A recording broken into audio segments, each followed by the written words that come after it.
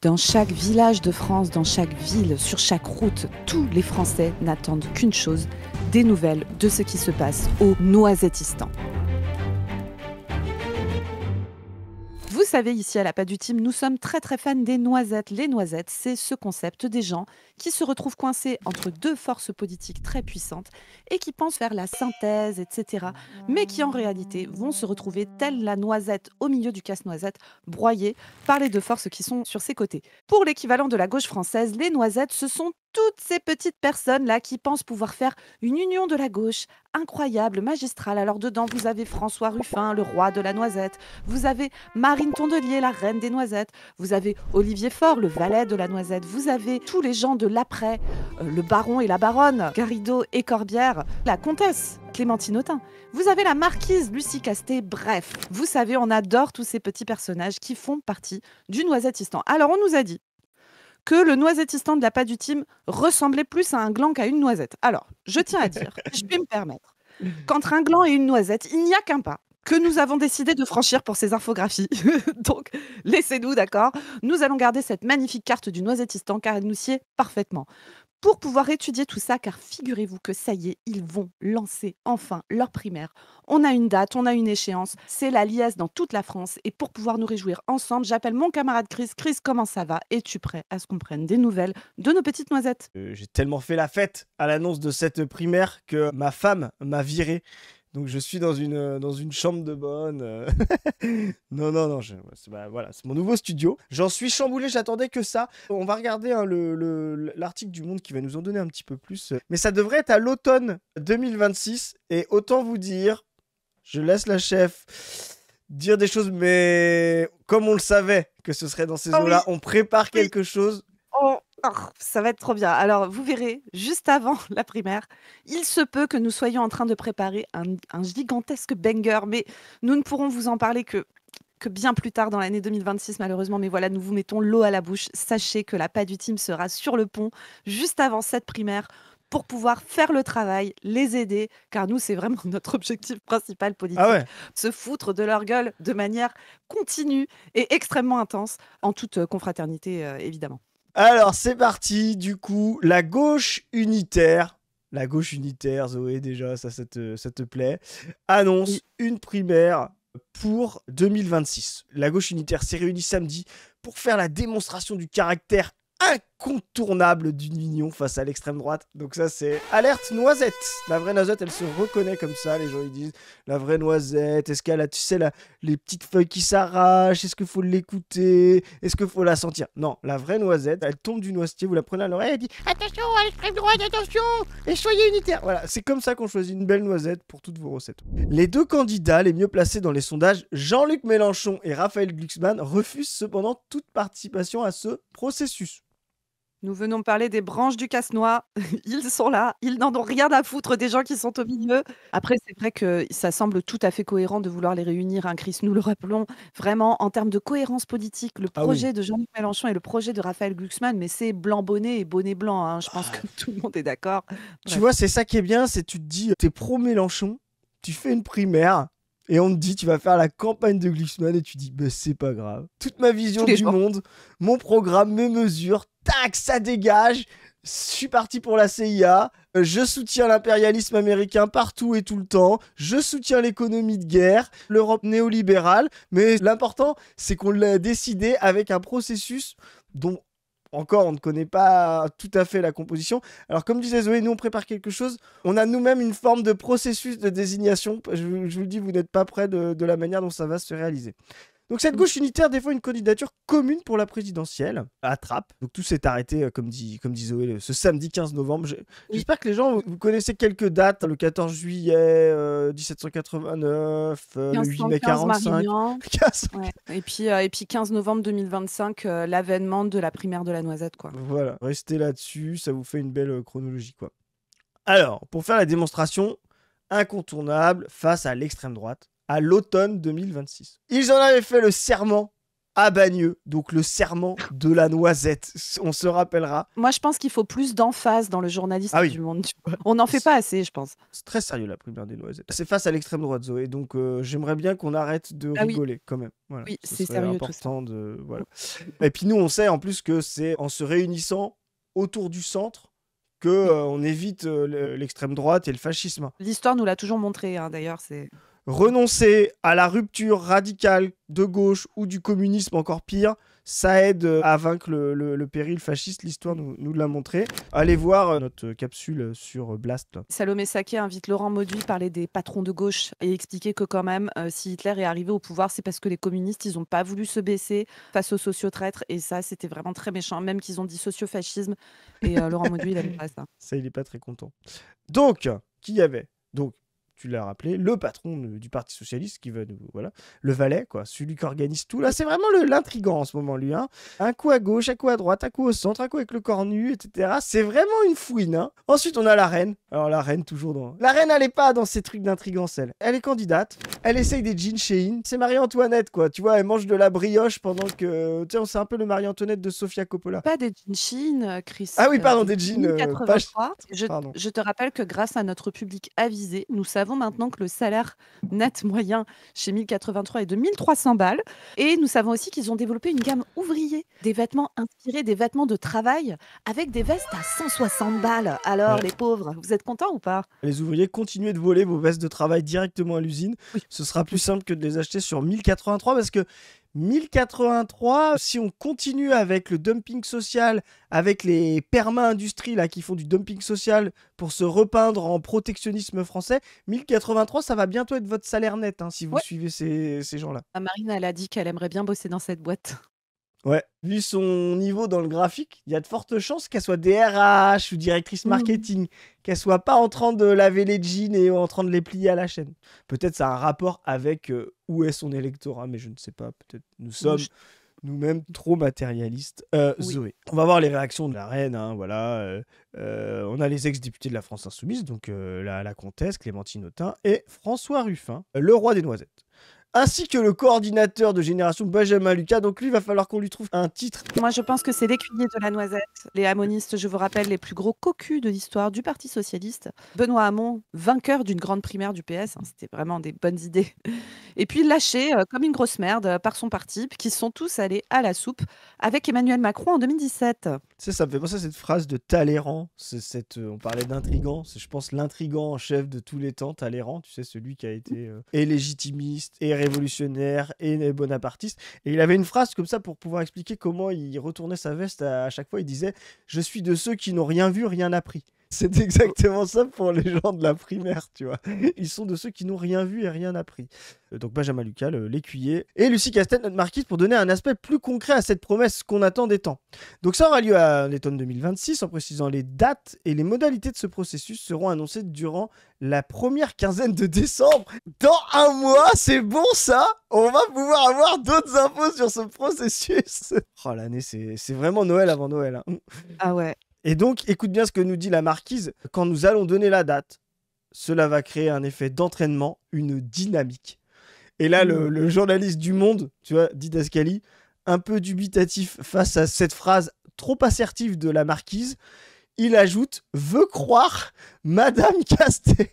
Alors j'aime bien, il lui donne du Madame, tu sais, même les journalistes du Monde, ils sont différents comme avec le Royaume des Noisettes. Tu sais, d'habitude, ils mettent le nom-prénom, tu vois, voilà, mais là, il lui donne du Madame. C'est quand même la marquise, hein, c'est pas rien. Donc il s'appuie sur une enquête Elab pour BFM TV qui affirme que 72% des électeurs du nouveau Front Populaire veulent une candidature unique de la gauche. C'est bizarre, hein. 72% des gens qui ont voté pour une union de la gauche veulent une union de la gauche. Il y a des gens qui sont payés pour faire ça, tu vois. Ouais. Moi, je peux dire, je pense, comme ça, à vue de nez, même sans le graphique, 72% des gens qui ont voté Macron, ils aimeraient bien que Macron puisse se représenter. Je suis sûr, certain de ça, tu vois. Toi, t'as vraiment le compas dans l'œil, Chris. Hein. On sent que t'as vraiment fait un gros travail statistique. C'est pour ça que je suis à la pas du team. Hein. Vous m'avez recruté pour ça, de toute façon. Donc, les deux candidats de gauche de mieux placés dans les sondages, le leader LFI et donc Raphaël Glucksmann, leader Place Publique, voilà, sur deux lignes antagonistes, tout le monde le voit. Oui, merci. refuse cependant toute participation à ce processus, persuadé de pouvoir s'imposer en incarnant le vote utile. Ils ont pas tort, hein, voilà. Le Parti communiste français ne partage pas à ce stade cette volonté d'union. Là, on a notre bouffon qui est là pour amuser la galerie. Tu vois, il reste un peu à distance des intrigues. Il joue bien son rôle, Roussel, Non, mais dans ce truc-là. Fabien Roussel, il a envie d'aller faire ses 2%. En parlant de saucisson et de pinard, on va le laisser tranquille. Hein. On peut peut-être faire plus que le gars désigné par la primaire. Hein. Oui, c'est possible. Pour l'heure, 3 candidats sont déjà déclarés. Donc le roi, forcément, candidat à sa propre succession. La comtesse, qui se voit bien, effectivement, bah forcément, hein, la comtesse, quand vous êtes dans le comté, dans la hiérarchie des normes, vous avez la plus gros titre de noblesse après les princes, princesses et rois et reines. Voilà. Donc elle veut prendre le trône. Et bah, la reine, hein, qui forcément, elle veut garder son trône, voilà, elle devrait être officiellement désignée début décembre. Bon. Interrogé pour savoir si le valet allait être candidat, il nous a dit que la décision n'était pas prise. Et il intrigue encore. Est-ce qu'il va y aller? Est-ce qu'il va pas y aller? Je rappelle hein, que plus de la moitié de son parti est pas vraiment favorable à cette candidature. Nous, on pense qu'il va s'éclater dans ce processus. Peut-être qu'il commence à comprendre. Donc, ça se trouve, il va envoyer le valet, il va envoyer quelqu'un un prête-nom. Au cas où ne pas être sali par cette primaire si ça ne marche pas comme il veut. Il y a peut-être des noms. Johanna Roland. Petit pronostic sur Johanna Roland, peut-être à la place d'Olivier Faure. Donc voilà, donc reste qu'au sein même du PS, certains ne sont pas favorables et penchent pour soutenir Glucksmann. Ou alors demander à Glucksmann de se ranger derrière leur candidat à eux du PS. Parce que, exactement. Là, tu vois, le monde a l'air de dire que c'est évident que l'appareil du PS va accepter de ne pas présenter quelqu'un. Parce qu'en fait, dans les deux cas, que ce soit une alliance avec Place Publique ou une alliance avec les Noisettes, dans les deux cas, en fait, ce qui va saouler le PS, c'est que ça ne soit pas un candidat PS qui se présente. Et donc, en réalité, eux, ils vont forcément forcer pour que ça soit quelqu'un à eux. Vous savez, nous, on a dit peut-être que ça sera Boris Vallaud. On verra. Il va y aller. D'abord, il faut l'échec de la primaire et puis en plus, vous allez voir. Donc voilà, notre Johanna elle nous dit, bah oui, même si au PS ils sont pas d'accord, on a un mandat tranché par notre congrès sur cette question. Bon, les mandats tranchés par les congrès du PS, les boss du PS s'en tartinent un peu le... Voilà, hein. C'est une longue tradition du parti. Donc tous ceux qui étaient sceptiques sur le format bagnole jugent aujourd'hui qu'il est utile. Ah ça c'est sûr que là, ils nous ont convaincus. Hein. Zoé, toi tu fais partie de ces... Hein oui. Donc voilà, cette obligation morale va augmenter au fur et à mesure qu'on va avancer vers la présidentielle, insiste Olivier Faure, alors que la capacité du PS à se rallier à un autre candidat que celui issu des rangs est aussi mise en doute à l'extérieur. Par exemple, ce responsable de Place Publique qui ne voit pas les socialistes se ranger derrière Tondelier si elle gagne. Mais ni Glucksmann. Le mec de Place Publique dit ça parce qu'il se tape Meillard-Rossignol en négociation et qu'il a bien capté que les mecs allaient rien lâcher, quoi. C'est ça. Même avec eux. Les unitaires ont organisé une convention sur le thème de l'éducation, Front Populaire 2027. D'autres conventions suivront pour enrichir une plateforme programmatique qui sera lancée en février prochain. C'est le moment peut-être d'annoncer que nous, aussi, notre séquence 2026, on va faire des... Bah tu peux le dire, c'est toi chef qui fait ça, voilà, oui, des carnets nous on a décidé de faire un petit travail programmatique aussi sur différents thèmes. La monnaie, l'Europe, le logement, la santé, etc. etc. On va nous-mêmes, avec plein de camarades qui nous aident, proposer des trucs. Voilà. Bon, on ne va pas se présenter, par contre. C'est mis à disposition de ceux qui voudront s'en emparer s'ils le souhaitent. C'est ça. Et ce sera participatif, donc on lancera à ce moment-là, en fonction des groupes de travail, des thèmes. Si vous avez des qualités là-dessus, vous pourrez participer. Mais ce sera notre cycle 2026, les cahiers programmatiques de la PADU Team. Moi, comme ça, en toute confiance, je pense que ce sera mieux que Front Populaire 2027. Alors, il est possible que oui. Si vous voulez participer, c'est que vous êtes un énorme coco, hein, évidemment. Il reste difficile de pousser la stratégie d'union quand les différents partenaires ont défendu des positions adverses à l'Assemblée sur le budget. Bah oui, retour à la réalité. Je rappelle que nos noisettes, là, qui veulent faire une candidate commune, il y en a le PS qui vote avec le cornu, pendant que les Verts et puis Ruffin, eux, ils votent contre le cornu. Le budget, ils votent avec la fille, quoi. Ouais, mais Chris, ils ont quand même retardé la mise en place de la réforme des retraites de 3 mois. Moi, je te trouve un petit peu difficile. C'est vrai, je l'accorde. C'est effectivement une grande victoire pour le prolétariat, au même titre que les congés payés et la semaine des 40 heures. Ouais, et la Sécu. Clémentine Houtin, la comtesse, nous dit la séquence budget ne fédère pas, qui a peu apprécié la position de compromis des socialistes vis-à-vis du gouvernement. Alors, vous avez déjà vu Clémentine, la comtesse, quand on lui pique sa place en interview comment elle s'énerve. Imaginez en off, dans les couloirs de l'Assemblée, quand les socialistes ont voté avec le cornu. Je ne voudrais pas la croiser à ce moment-là. Donc cet événement a eu lieu à la veille d'un autre grand rassemblement. Putain, on est gâtés ce week-end. D'une autre partie de la gauche qui représente la social-démocratie dimanche à Pontoise. J'espère que tout le monde y sera. Nous, on peut pas y aller malheureusement parce qu'on a piscine. Sinon, ça aurait été avec plaisir, quoi. Ah bah oui, oui, bien sûr. Autour de l'ancien Premier ministre Bernard Cazeneuve, le tueur de Rémi Fraisse. Petite loi permis de tuer aussi, Bernard Cazeneuve. Bref, non, vraiment, bon bilan. Bon bilan, Bernard Cazeneuve, un vrai homme de gauche. Donc, Raphaël Glucksmann, il sera présent pour vous donner un petit peu le genre de gauche que défend Raphaël Glucksmann. Et donc, pas de quoi inquiéter le valet qui dit « Il a le droit de vouloir incarner ce qu'il veut, si ça lui convient mieux. » Bon, voilà, ça c'est fort, qui dit toujours des trucs un peu énervé comme ça. Voilà une parole politique forte. Bah, tu vas voir, après on va l'écouter un peu plus en détail, tu vas voir. Oh non. En revanche, il zappe la primaire, il n'échappera pas à la fragmentation de la gauche. Il aura face à lui Ruffin, Tondelier, Roussel, voire plus, estime un député socialiste, qui ajoute, écoute bien, ce sera Jospin 2002. C'est marrant ça, parce que qui c'est qui a dit que le candidat de l'autre gauche serait le Jospin 2002 dans la prophétie, qui arriverait 3e, Zoé?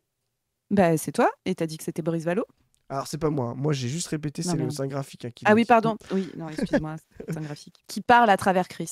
Voilà. Donc, très bien, la prophétie s'incarne. Effectivement, ce sera le Jospin 2002. Il fera 16 et il sera derrière le candidat diabolisé, Jean-Luc Mélenchon. Et il y aura un deuxième tour, Rassemblement national contre Mélenchon. Voilà. La prophétie s'étend jusqu'au monde. Alors, on va quand même les écouter parce qu'on a quand même un peu de respect pour notre seigneurie. Je te laisse commenter, j'ai beaucoup lu l'article. Je pense que les gens veulent ton avis, Zoé, sur ça. Voilà. Donc Olivier Faure, du Parti Socialiste, va venir nous raconter le Front Populaire 2027, la primaire qui permettra de désigner le candidat commun de la gauche et des écologistes. C'est notre devoir moral. Comptez sur moi, comptez sur nous pour aller au bout de cette démarche et faire en sorte que, de nouveau, avec notre victoire, les lendemains se remettent à chanter. Alors moi, est-ce que vous avez envie de chanter demain avec Olivier Faure? Moi, pas trop. Pour revenir un petit peu plus précisément sur les stratégies, lui, il a gagné un congrès où il était quand même minoritaire, ça c'est les affres du PS, sur le fait de pouvoir faire cette primaire. Donc lui, il est obligé de surjouer le côté la primaire va marcher, ça doit marcher. Et les autres en face, tu dis, ok, Banco, si ça marche et que tu arrives à nous mettre avec ta primaire tous les partis de gauche derrière le PS, Banco, Olivier, let's go, on prend. Par contre, si tu échoues, viendra ce qu'il vient aux valets qui ont voulu trop intriguer, qui ont échoué, vous allez sécher en place publique, quoi. Parler des éléphants dans la pièce. Le problème, c'est pas les éléphants. Et regardez ici, vous avez les souris. Et souvent, en fait, ce sont les souris qui finissent par l'emporter sur les éléphants. Et aujourd'hui, la question pour nous tous, c'est le trou de souris par lequel il faudra s'infiltrer. Dans quel monde des souris gagnent sur les éléphants? La métaphore est nulle à chier. Bon, bref. Alors attends, il y a 1 minute 45. Il va nous faire 1 minute 45 de métaphore là? Non, dis-moi que non. Non, c'est bon, c'est ça. Tu vas... Donc il est là-dessus, donc il dit, bah voilà, les éléphants dans la pièce, c'était Glucksmann et Mélenchon, voilà. Et puis il dit, bah nous, on est les petites souris. Donc il commence à se voir en noisette, hein. Le fameux trou de souris, voilà. Donc c'est par là qu'il va s'infiltrer pour pouvoir vendre sa primaire et au PS et à la gauche tout entière. Pour gagner face à une extrême droite que tout le monde présente comme triomphante, dont la victoire serait inéluctable. Ce qui est le premier ciment entre nous ici, c'est la volonté de donner à la gauche toutes ses chances, de faire en sorte que la gauche puisse être l'alternative à ces 10 années de macronisme pendant lesquelles tant de gens ont souffert, tant de gens ont eu le sentiment qu'ils avaient été abandonnés. Et ce que nous découvrons... Précise, la gauche qui s'oppose à Macron, qui a souffert, c'est la gauche qui vous dit, en fait, vous n'allez pas partir à 42 ans et 6 mois, mais 42 ans et 3 mois. C'est ça. Alors, je tiens à dire que c'est mieux en termes de fluidité de discours. C'est mieux que d'habitude. Merci, Olivier Faure. Merci au conseiller en aisance verbale d'Olivier Faure d'avoir fait un effort. Je pense que là, si tu veux, il savait ce qu'il devait dire. Le pire, c'est quand il est en impro, là, je crois que c'est terrible. Au fur et à mesure que le débat parlementaire avance, y compris ces dernières semaines, c'est que l'extrême droite n'est pas au service des classes populaires, elle reste au service des milliardaires. Et donc nous allons, nous... Ça c'est écrit par Ruffin. Ouais. Donc c'est le roi des noisettes qui a placé ça. Alors petit style de Ruffin, là, jean, voilà. Oui, il avait essayé de se présidentialiser, à un moment il se baladait en cravate et tout, là il est revenu en mode jean basket. Retour aux sources. Ça, c'est vraiment le truc à 5%, là. Débunk l'extrême droite en essayant de faire croire que son projet raciste ne peut pas embarquer des classes populaires, libérales, concurrentielles et tout. C'est vraiment des lignes à 3%, ça c'est la ligne du PCF. On va montrer qu'on va débunker l'extrême droite, on va pas l'affronter, quoi. D'ailleurs, c'est très significatif parce que tu vois qu'il n'est quasiment jamais question de programme. Bon, alors j'imagine qu'ils vont dire c'est pendant la primaire que les programmes vont s'affronter, nanana. Mais en fait, tu sais, c'est très symptomatique de ces gens qui luttent contre l'extrême droite et qui ne luttent pas pour une nouvelle société, une autre manière de s'organiser, C'est une ça. autre politique, un monde meilleur et tout ça. Ils sont pas d'alternative, mais c'est la logique de la gauche américaine, Kamala Harris, etc., de s'opposer à l'autre, de débunker l'autre, de montrer que c'est un menteur, etc. Mais les gens ne votent pas pour un programme zététicien de vérité. D'ailleurs, en plus, la politique et la gestion des affaires politiques, c'est dynamique. Donc des choses qui ne marchent pas à l'instant T, en fait, au contraire, on se rend compte que quand on les applique, elles se réalisent. Enfin, je veux dire, vraiment, cet univers Z mental, c'est vraiment en haut à droite du graphique, là, c'est vraiment où ils veulent aller chercher des classes. C'est vraiment le truc, on va débunker l'extrême droite. Et c'est vraiment pas ça là-dessus. Les gens ont besoin d'une vision du monde, d'un projet de société. Le pacte raciste leur offre. Qu'est-ce que la gauche offre en face? Et là, rien. C'est simplement, on va montrer que ça marchera pas. Bah non, c'est pas ça. On veut quelque chose avec autant de force rationnelle, politique et d'appropriation du destin commun, quoi. Nous sommes parfois sur un certain nombre de sujets, même parfois en discussion et même parfois en désaccord. Mais malgré tout, ce qui reste entre nous, c'est cette volonté commune de faire en sorte de donner un avenir à ce pays qui ne soit ni la Macronie, ni l'extrême droite. Ni le communisme. Oui. C'est peut-être ça l'éléphant dans la pièce. Sur nous, pour aller jusqu'au bout de cette démarche et de faire en sorte que, à l'automne prochain, nous puissions ensemble réveiller l'espoir. Je souhaite de tout mon cœur, de toute ma force, que celui ou celle qui sera désigné puisse aller jusqu'à la victoire. Et nous avons toutes et tous ici un devoir moral, c'est de faire en sorte que celui ou celle qui sera désigné soit effectivement le candidat de toutes et tous et que nous le poussions, que nous le portions, nous l'apportions ou le portions pour que demain soit un jour nouveau. Et ça, c'est un espoir qu'aucun d'entre nous n'a le droit de condamner par son inconscience, par son inconsistance, par son égoïsme. Il y a un moment dans la vie où il faut être à la hauteur de l'enjeu. J'attends de voir comment va se comporter ton parti, Olivier, après avoir entendu ces grandes phrases. François Ruffin, le roi, tu vois, un peu comme débonnaire, le roi feignant, comme tu disais, il arrive en jean basket. Je te laisse le lire parce que je sais que tu adores ces phrases à François. Ouais, c'est ça. François Ruffin sur Twitter, il a fait le minimum syndical, il a fait un post avec écrit au boulot ! Point d'exclamation. Ensemble pour ouvrir un chemin d'espoir entre l'extrême droite et l'extrême argent. L'extrême argent. On a fait une capsule sur Ruffin il n'y a pas longtemps, de long en large. On a parlé de sa stratégie des bourgs et des tours et tout ça. Parce que parfois, quand on parle des noisettes, c'est les gens nous disent vous restez un peu en surface, quoi. Vous parlez des alliances, etc. Et c'est vrai que dans toutes les capsules, on ne peut pas développer en détail le projet politique de Marine Tondelier, le projet politique de François Ruffin, le projet politique du Parti socialiste, de Glucksmann, etc. et montrer en quoi il y a des oppositions franches et tout. Mais vraiment, allez voir nos capsules précédentes parce que c'est des choses qu'on a déjà développées pas mal. Et si on doit conclure, parce que là, vous allez voir après, on va regarder un petit peu un truc incroyable sur la réunion secrète des noisettes avec, vous allez voir qui, mais probablement quelqu'un avec qui on n'a pas grand-chose à faire politique. Mais nous, on a toujours dit, je le redis ici, qu'on pense que à gauche, pour une présidentielle, 5 candidats, c'est trop et 1, c'est pas assez. Parce que dans ce gros pack de gauche qui va de Raphaël Glucksmann à Jean-Luc Mélenchon, en fait, il y a des projets politiques qui sont très, très, très différents et très, très, très opposés. Si vous faites une candidature unique, par exemple Glucksmann, il y a toute une partie de l'électorat, et notamment de l'électorat de LFI et tout ça, que vous allez perdre.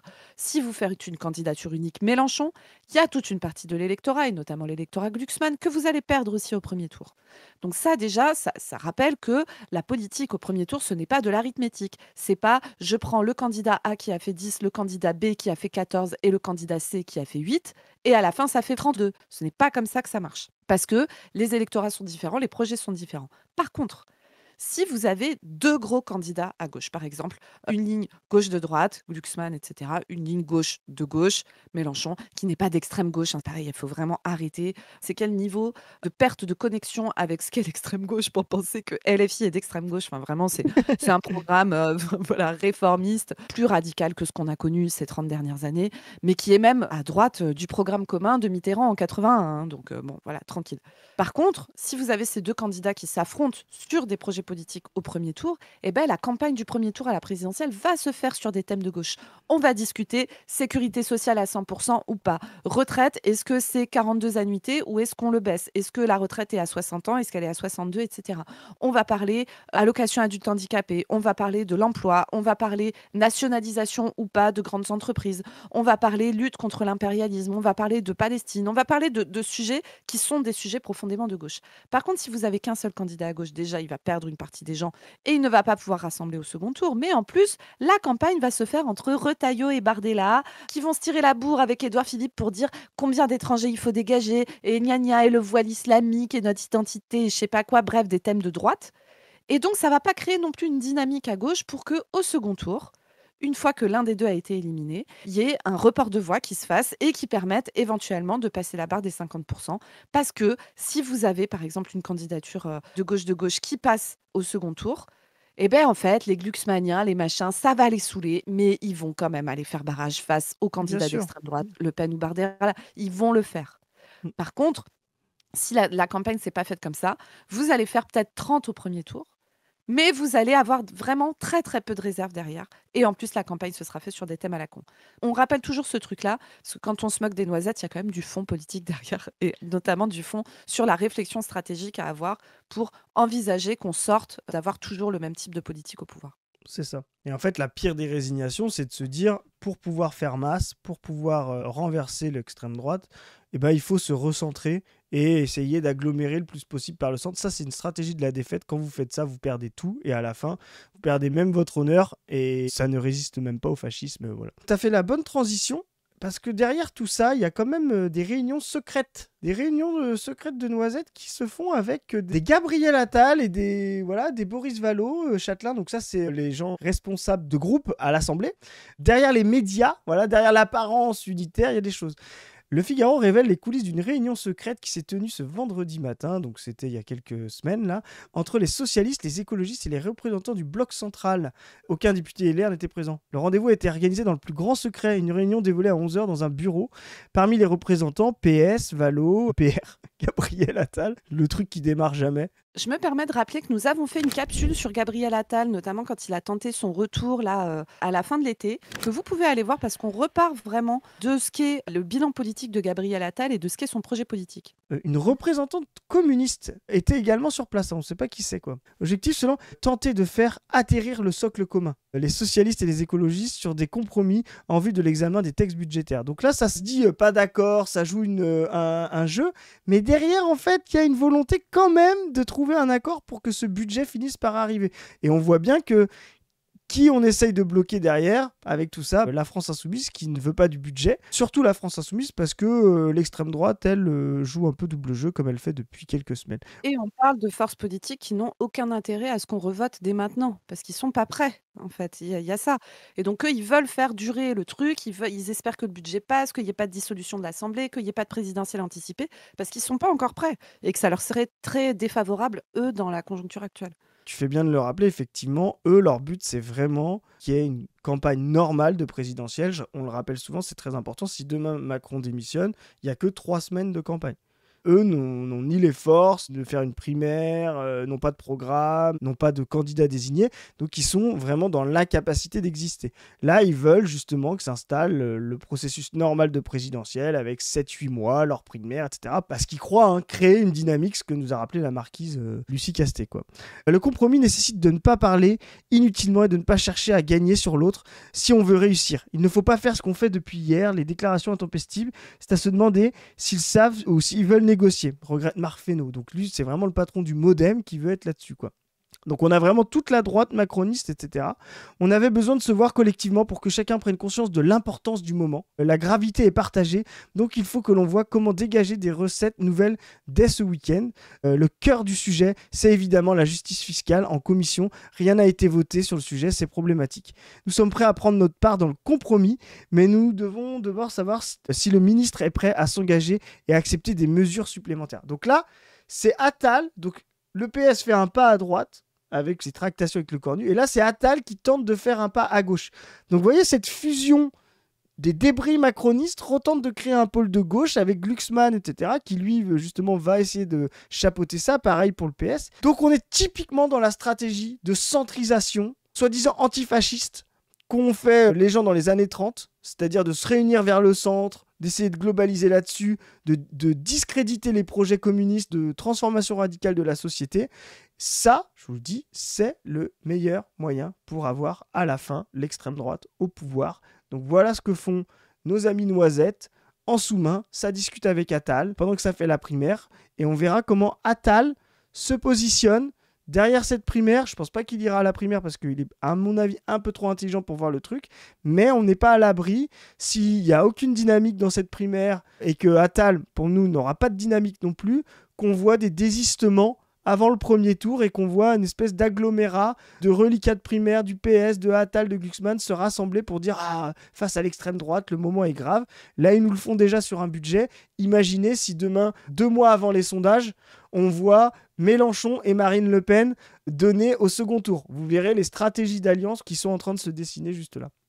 Voilà, c'était un peu pour vous donner l'envers du décor un peu dégueulasse de cette grande primaire d'espoir qu'on nous vend. En tout cas, nous, ça risque de nous donner beaucoup de boulot tout ça, parce que déjà décembre le processus, mais en tout cas, je pense que ce qu'on va faire va peut-être créer une dynamique encore plus amusante que leur propre primaire. Ça, en tout cas, comptez sur nous là-dessus. Bah oui, tout à fait, mon Chris. Bah écoute, nous, on va regarder ça avec intérêt. On va pouvoir décortiquer tout le Noisettistan. Ça va être l'occasion de bien rigoler. Ça va aussi être l'occasion de réfléchir politiquement à la suite pour la gauche. Sur ce, les amis, il me reste à vous rappeler, attention, que nous avons besoin de vous, car Position Revue est en train de faire peau neuve à plein d'énormes projets pour l'année 2026. Nous voulons éditer la revue en papier, nous voulons refonder tout le site, nous voulons enfin mettre le sein graphique à disposition sur le site de la revue Position Revue pour que chacun puisse l'implémenter, s'en servir, etc. Nous avons aussi un gros projet début 2026 qui va nous tenir sur probablement toute l'année avec un événement IRL, etc. dont nous ne pouvons pas encore vous parler, mais qui va être assez incroyable.